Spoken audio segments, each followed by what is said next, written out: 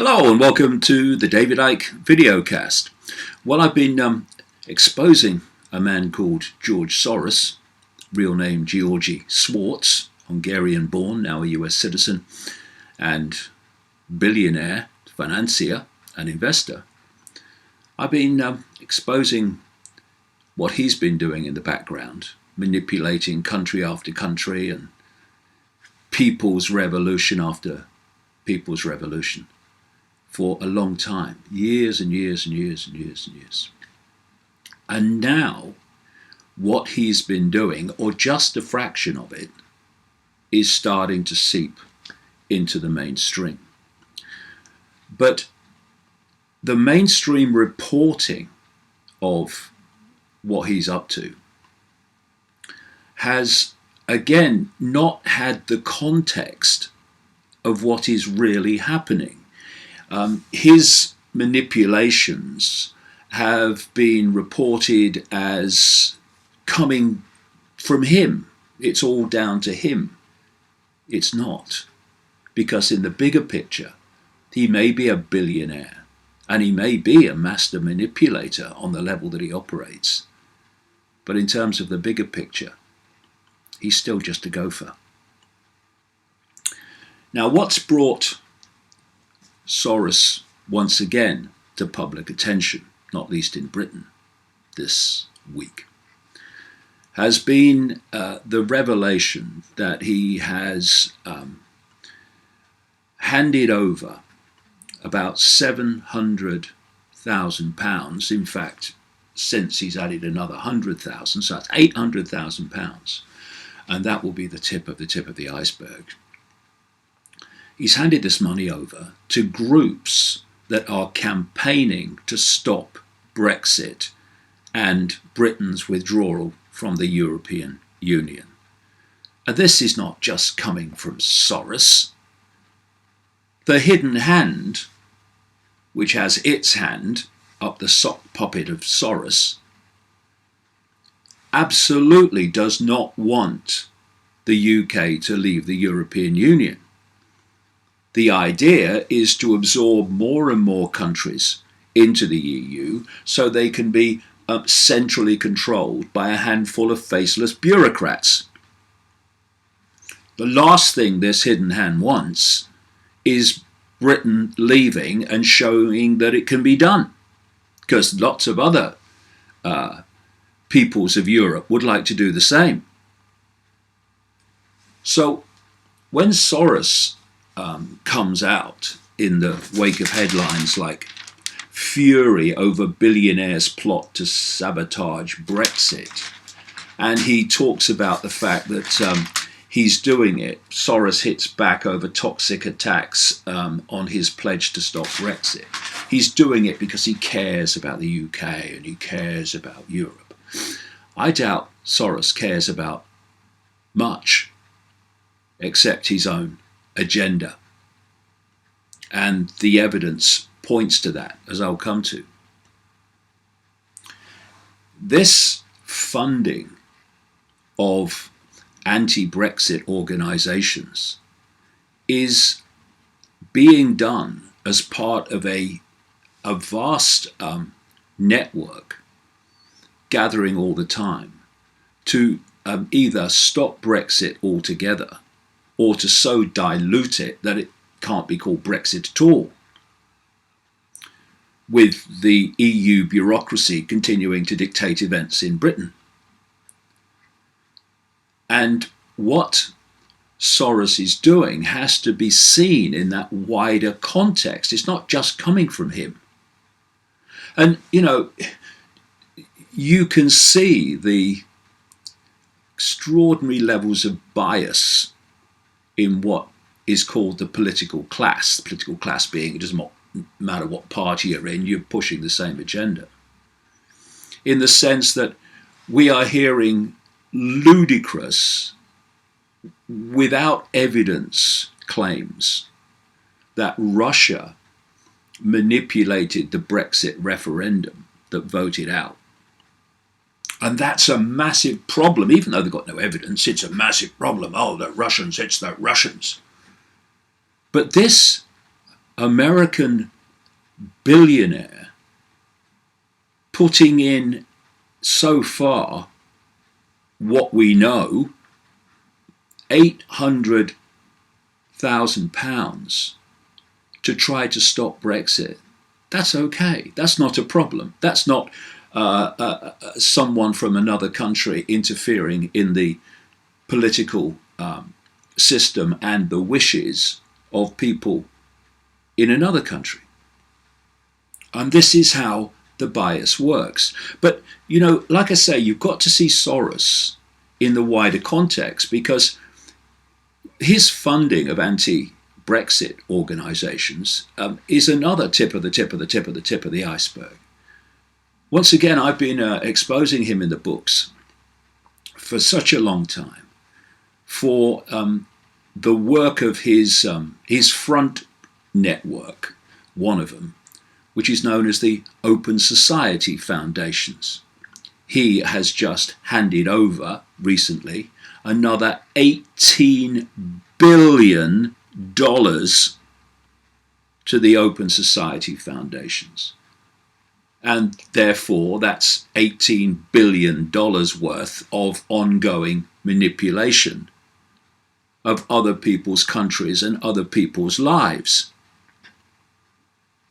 Soros's networks and what are called NGOs, non-governmental organizations, Soros fronts, have been involved in the manipulation of so-called people's revolutions year after year after year, like the Orange Revolution in Ukraine in 2004, the Rose Revolution in Georgia, the second Ukraine revolution that was nothing more than a US coup on Ukraine, putting in their puppet Poroshenko.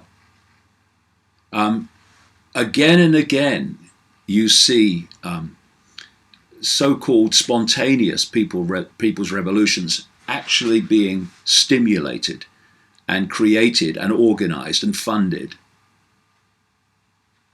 by Soros organizations through the Open Society Foundations.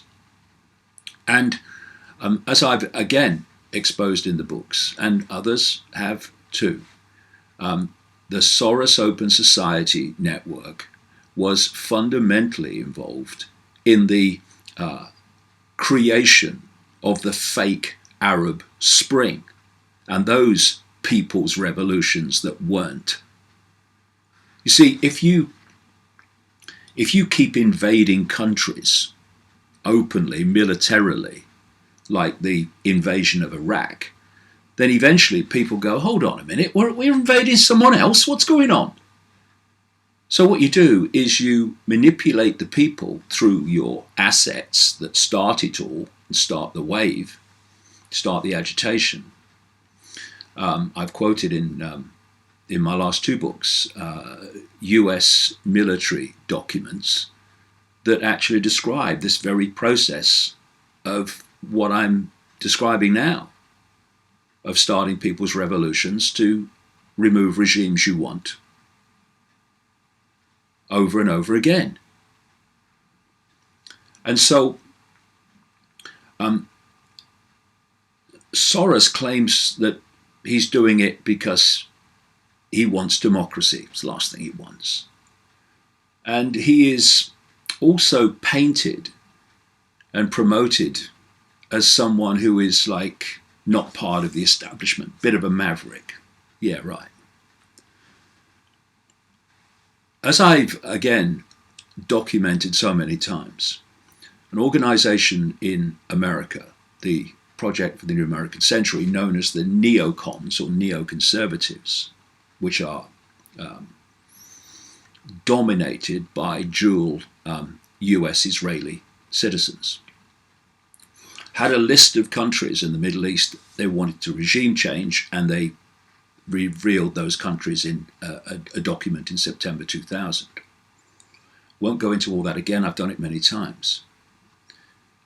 So we're asked to believe that Soros is a maverick working on his own, when the Soros Open Society foundations and their manipulation of these Arab Spring people's revolutions were the trigger in Libya, in Syria, etc., to attempt to remove the very target regimes listed by the neocon Project for the New American Century in September 2000. This is a coincidence?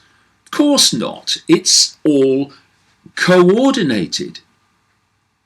And in my latest book, Everything You Need to Know But Have Never Been Told, I go into detail in how the Open Society foundations of Soros are fundamentally involved, and have been from the start, in the vast movement of peoples into Europe that has become known as the migrant crisis. He's doing something similar as well, as I show in the book, in the United States.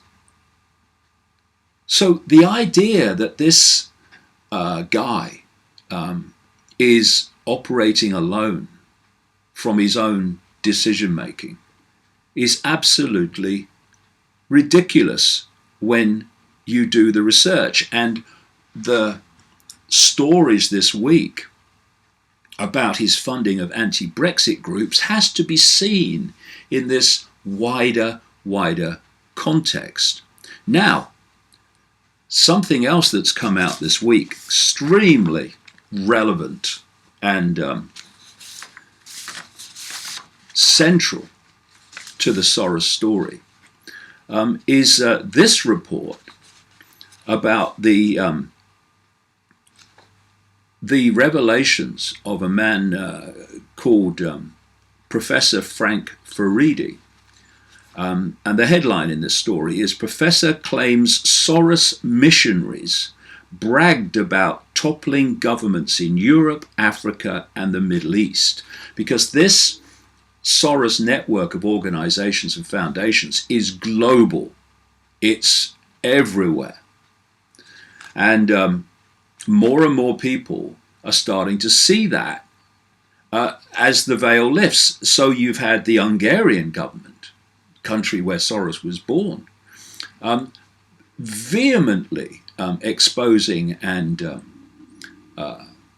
challenging his manipulation of events, politics, etc., through his NGOs in Hungary. In fact, I was in Hungary last year speaking, and you see bus stops and poster boards all over the place with Soros's face on and words exposing what he's doing in Hungary. Through the Balkans, more and more people are creating anti-Soros organizations to expose what he's doing. I say again, this EU story has to be seen from this perspective. Anyway, this is very relevant from Frank Furedi. He's a man, actually, I quote in the new book, because he has written his own book about the takeover of colleges and universities by the politically correct mafia, so-called progressives, which, as I'll come to in a second, are also connected to George Soros. Anyway, let's come to this story. Author and sociologist Frank Furedi claims globalist activists working for billionaire financier George Soros bragged about toppling governments at a private lunch he attended. A former professor of sociology at the University of Kent in Canterbury, Furedi recounted his experience with the globalists' missionaries in an article for the Telegraph newspaper, having been prompted by the revelations about Soros's efforts to bring down the British government and trigger another EU referendum. Furedi said, Soros believes that if the people voted the wrong way, he is entitled to thwart decisions made by them. Soros does not believe in the legitimacy of borders nor in the authority of national electorates. I've been writing this for years and years and years. Consequently, he feels entitled to influence and, if possible, direct the political destiny of societies all over the world. The hidden hand doing that through him, as well as many others. Faridi said his own encounter with the Soros operation took place in the 87-year-old's native Hungary in 2013 at an open society youth exchange event, which brought together so-called civil society activists from across the globe. Then, of course, they go back and do Soros's bidding in their own country. Faridi says, during a lunch at a plush Budapest hotel, I encountered the full force of the arrogant ethos promoted by the Soros network of organizations. At my table, I listened to Dutch, American, British, Ukrainian, and Hungarian representatives of Soros NGOs boast about their achievements. Some claim that they played a major role in the Arab Spring in Egypt. Others voice their pride in their contribution to the democratization, US coup, in the Ukraine. Some bragged about their influence in preparing the ground for the overthrow of Gaddafi in Libya, all of which has been in my books for years. I sat quietly, he said, and felt uncomfortable with a group of people who so casually assumed that they had the right to play God throughout the world. And the story goes on. Foreign intervention has changed the North African country of Libya into a failed state where jihadists are at large, black Africans are sold openly in slave markets, and criminal people smugglers coin a handsome profit ferrying illegal migrants into Europe, often with the assistance of NGOs linked to Soros. Exactly, again, what I've been exposing. Faridi, who like Soros has a Hungarian Jewish background, took aim at defenders of the convicted insider trader who accuse his critics of anti-Semitism. This is the cry every time that someone who is Jewish, like Soros, is exposed for manipulation. Then it's not because he's manipulating to the detriment of society, which he is, quite blatantly and provably, but it's because he's Jewish, and therefore any criticism is anti-Semitism. Do you know what I think is disgusting racism? When you use race to stop legitimate investigation into your activities. And as Faridi said, I am appalled by baiting critics of Soros as anti-Jewish, saying that the cause of fighting anti-Semitism is ill-served by such opportunistic use of the term. That is exactly the point I'm making. The academic, quote, lost most of his Hungarian Jewish family in the Holocaust, while Soros himself survived the calamity by posing as a Hungarian official's Christian godson, accompanying him on his rounds confiscating property from less well-connected Jews.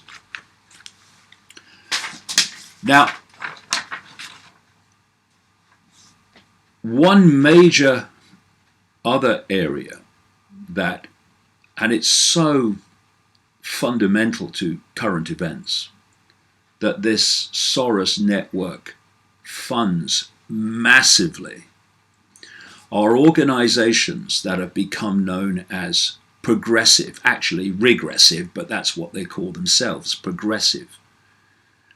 This is the mentality behind political correctness, behind the fascism of dictating what people can do and say and think and have an opinion about.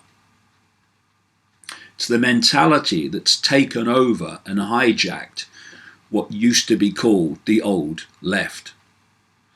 Organizations galore in the United States, Europe, that push this progressive agenda, which is nothing more than, well, call it fascism, call it communism, doesn't matter. Centralized tyranny, dictating everything, destruction of privacy, destruction of freedom of speech. Organization after organization, stunning numbers of them, are funded by the Soros organization and networks.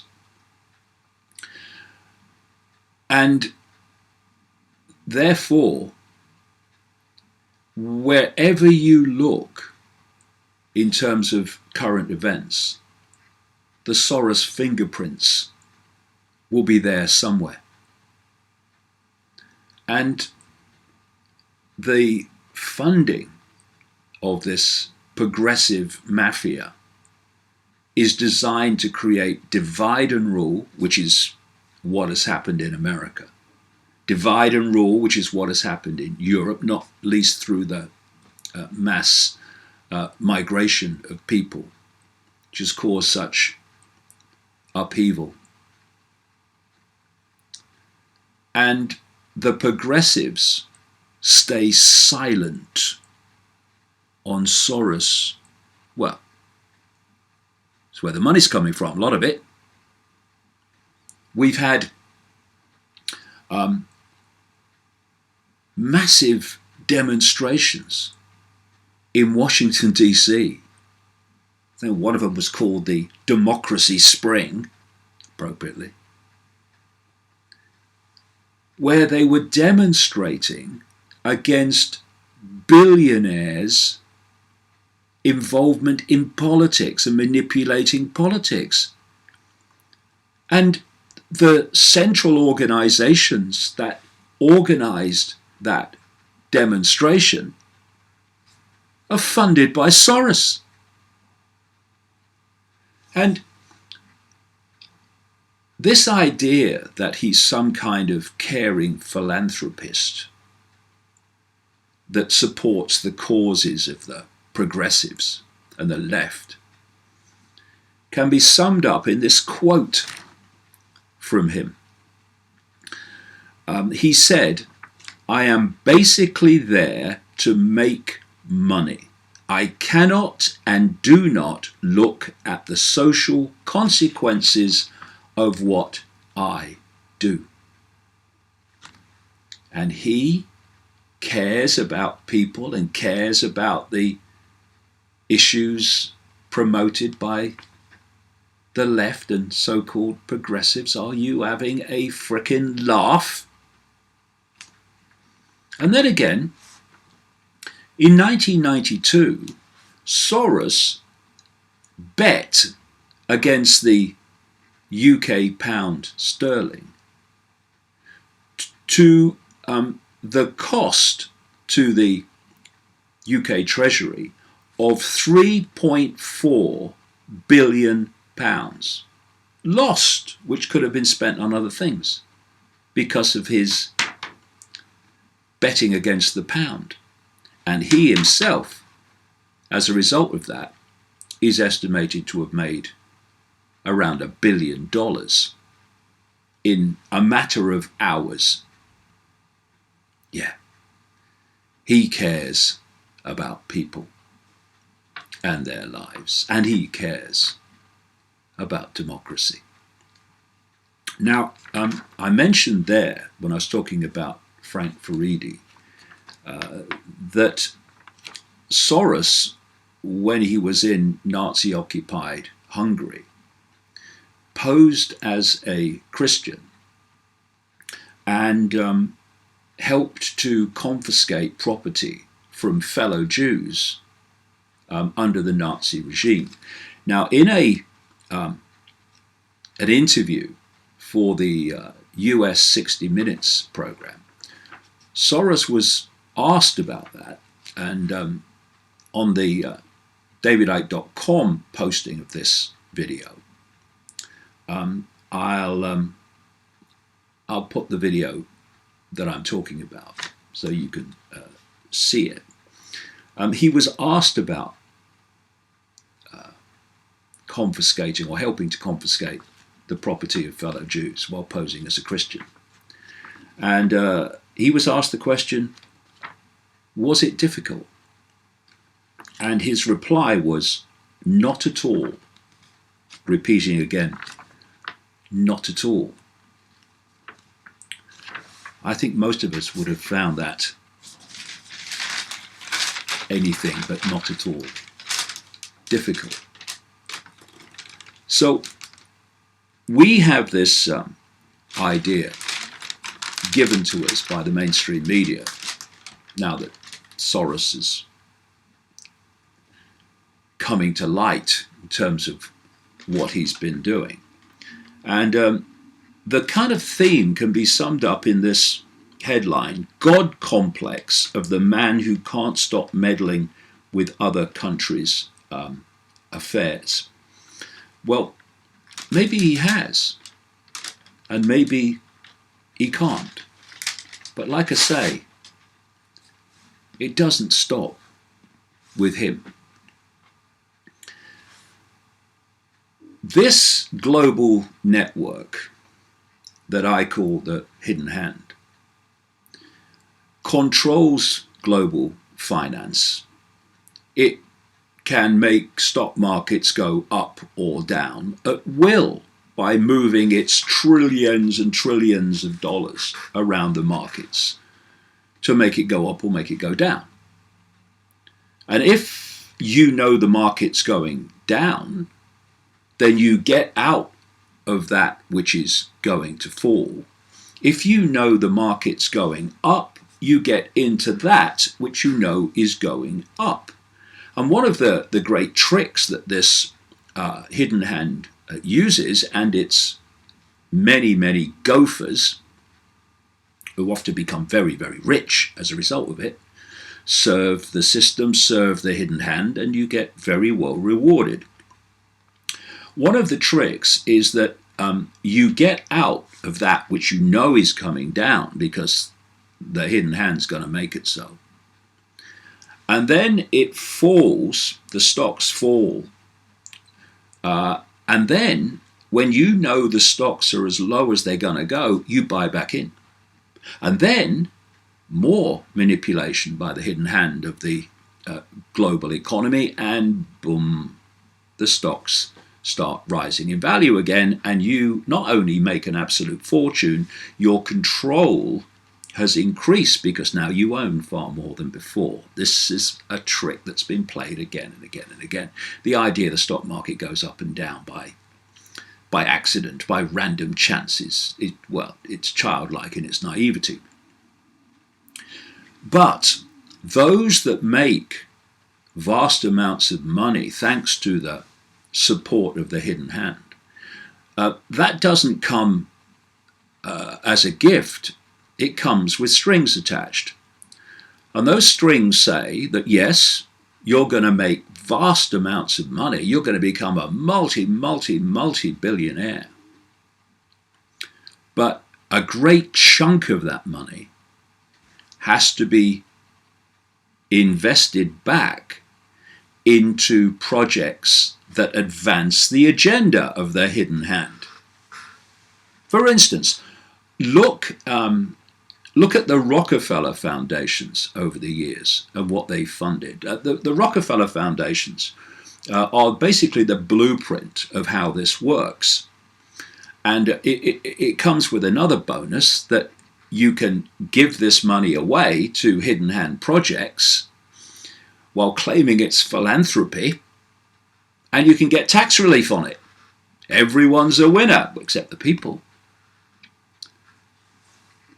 And if you look, for instance, at the funding and what is funded by the Bill Gates Foundation, it's a wish list of the hidden hand. Look at what Soros funds, and it's a wish list of the hidden hand. This is how it works, and this is the context that the events of this week in relation to Soros and the anti-Brexit organisations has to be seen. They seem so powerful, these people. And on one level they are at people below them. And they seem so rich and all their billions. But these people, in the bigger picture, are really just gophers. Rich gophers, yes, but just gophers. And woe betide if they ever think they're really in charge and go against what their hidden hand wants. Their hidden hand gives, but the hidden hand could equally well take away, and they know it. So the rabbit hole is extraordinarily deep. It's why I've spent so far nearly 30 years going down it and continue to do so. And the real point of power and decision making is way, way beyond people like Soros. But through Soros and those like him, you have an access point where you can enter the network and then dig deeper and deeper into it. And that rabbit hole is a very, very dark, sinister, sleazy place. And George Soros, like many of his ilk, is one of its public faces.